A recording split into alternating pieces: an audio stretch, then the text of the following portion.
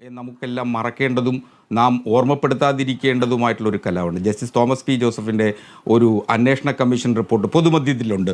2002 ജനുവരി 3 ഒന്നാം മാറാട് കലാപമുണ്ട്. 4 പേരാണ് മരണപ്പെടുന്നത്, 2 ഹിന്ദുക്കളും 2 മുസ്ലിങ്ങളും. ആ ഖബറടക്കം കഴിഞ്ഞു വരുന്ന അബൂബക്കർ എന്ന് പറയുന്ന അവിടുത്തെ ഒരു സാധാരണ മനുഷ്യനെ, എല്ലാവരും സ്നേഹവായ്പോടുണ്ടായിരുന്നൊരു മനുഷ്യനെ RSSകാർ കൊല്ലുകയും അതിനുശേഷം അവർ ജാമ്യത്തിൽ ഇറങ്ങുകയും 2003 മെയ് 2 അബൂബക്കറിൻ്റെ മകനും സുഹൃത്തുക്കളും ബന്ധുക്കളും സംഘടിച്ച് ഈ പ്രതികളെ 8 പേരെ കൊല്ലുകയും ചെയ്യുന്ന ഒരു കേസായിരുന്നു അകപ്പാടുണ്ടായിരുന്നത്.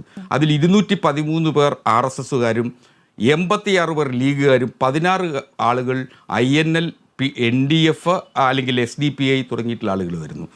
78 പേർ CPM പ്രവർത്തകരുമായിരുന്നു. രണ്ടാം മാറാട് കലാപം ഒരു തരത്തിലും ഒരു കലാപമായിരുന്നില്ല, അതൊരു പ്രതികാരമായിരുന്നു എന്നാണ് ജസ്റ്റിസ് തോമസ് പി ജോസഫ് കണ്ടെത്തിയിട്ടുള്ളത്.